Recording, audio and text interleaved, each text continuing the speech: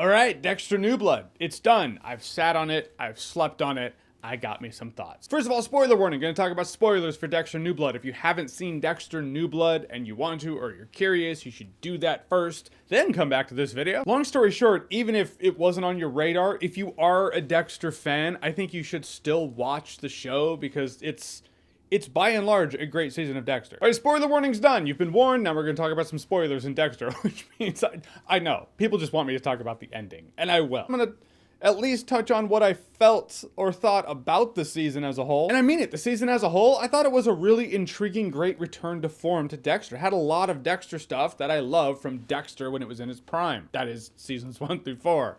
That's Dexter Prime for me. Great intrigue, great mystery. Dexter's trying to stay one step ahead of law enforcement, in which his girlfriend is a part of law enforcement, so there's that complexity. It was a case of giving you more of what you love, but also the character's aged for 10 years, you know? As you said, he's an evolved monster. He's in a bit of a different place. Also, Harrison being 15, who has found him, there's that added complexity and dynamic. All the while, there's a new serial killer out there. They have that passive-aggressive tug of war going back and forth where it's like, I know who you are, you know that I know that you know that I know, but we're not going to let anyone else know that we know. And so we're just going to make little remarks and comments to each other in public. I thought that was cool. Also, Harrison, I thought he was well cast because there's something about, you're like, is he sane? He's like, oh, Hannah died a couple years ago of cancer. My first reaction was, you promise? There's a lot of that intrigue of not knowing and what the fuck is going on here? Why is Kurt Caldwell saying he saw his son when clearly he absolutely did not? And the end was actually really intense. I was gripping my couch the entire time. And then Dexter gets shot in the heart by Harrison and killed. So, Dexter New Blood, have you seen it? What did you think about it? Whatever you thought, comment below, let me know. And as always, if you like what you've seen here and you want to see more, click right here to see more. Right, if I ended my video right there with that, it would feel very abrupt, very unfulfilling. People would be like, why did I watch that video? Enter the end of Dexter New Blood. Which I will say, that dialogue between Harrison and Dexter before that all went down, I thought it was good dialogue. A couple of great lines in there where Harrison's like, you don't have a dark passenger, it's a driver. And I was like, that's a really good point. I'm glad they addressed that. Also, when Harrison says, open your eyes and look at what you've done, it's a great callback to the pilot episode when Dexter says that to the first person we see him kill. Open your eyes and look at what you did! But also, I thought Logan died from a ricochet. Logan in this show, like the nicest friend guy, the nicest person ever. I thought when Dexter had him in a chokehold and Logan shot, I thought he got ricocheted. I thought the bullet ricocheted and killed him. I thought he got Dark Knight Rises. But apparently, Dexter broke his neck, which I was like, oh, that changes things. Granted, it's rule number 1 of the code for a reason. Rule number 1. What's rule number 1 of the code? Don't get caught. By implication, that means, okay, so if these other rules of the code get in the way of rule number 1 wins. But I will argue that he didn't have to kill him. He could have just given him a chokehold and been like, go to sleep, go to sleep, go to sleep, go to sleep. Sweet, thank you for the keys. Goodbye. But I did like seeing that Dexter Morgan with no mask whatsoever. He's like a feral animal with his foot in a trap and he's gnawing that foot off to get the fuck out of Dodge. I thought that was really cool. Glad I saw it for 10 minutes. Now, gonna be real with you, I've always understood and agreed with Clyde Phillips' concept that Dexter Morgan would end up going down. He would go down in the end. He said in an interview, the end that he was taking Dexter to was him in the electric chair, surrounded by all the people he killed. You know, he's hallucinating, he's seeing them. Granted, the road getting Dexter to there involves a manhunt, a police chase, a trial. You know, there's a lot to do there. A lot more than the last part of the last episode, shooting him in the heart, can contain. And that's part of the disappointment of Dexter dying here, at least for me. There's more to a character going down than them just dying. Them just getting shot in the heart, that's not fulfillment. It's all about reputation. Seeing Dexter's friends know that this person that brought them donuts on a daily basis is actually a serial killer. That feeling of betrayal and now they gotta hunt this person they considered a friend, that's actually pretty intense. It's not the death of the body, it's the compromising of the reputation in the eyes of the people and the friends he had. That's the thing where Breaking Bad excelled at. And in that Breaking Bad kind of way, I always felt the same way about Dexter. You know, watching Breaking Bad, I never got the sense of like, yeah, this guy's totally gonna get away with it forever. I always felt like Walter White was doomed to go down in the end. And that's always how I felt about Dexter. But again, it's all about execution.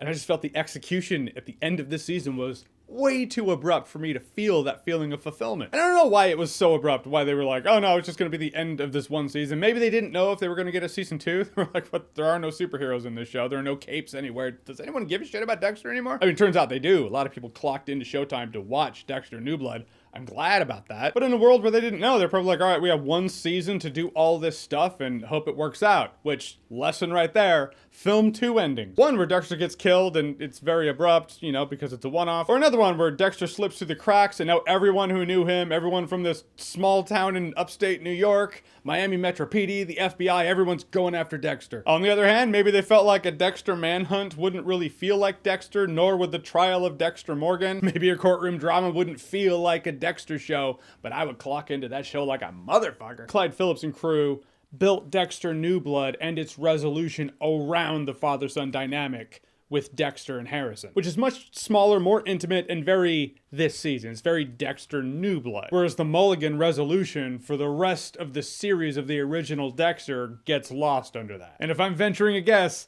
I really think fans required more resolution with the original Dexter series side of things. And granted, a lot of that fulfillment, like I have wants that I'm left wanting by the end of Dexter New Blood, obviously.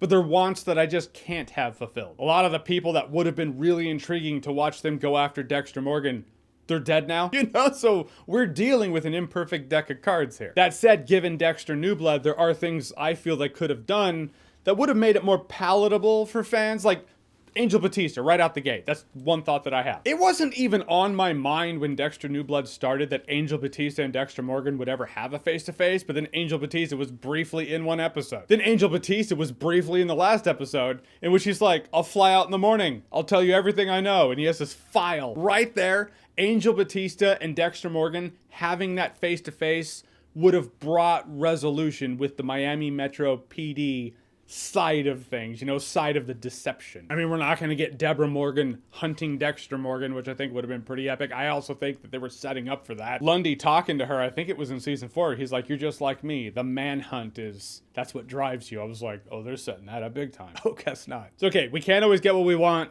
but if you try sometimes, you'll find you get what you need. Angel Batista and Dexter Morgan having that face-to-face where Angel's like, you are the Bay Harbor Butcher. My wife is dead because of you.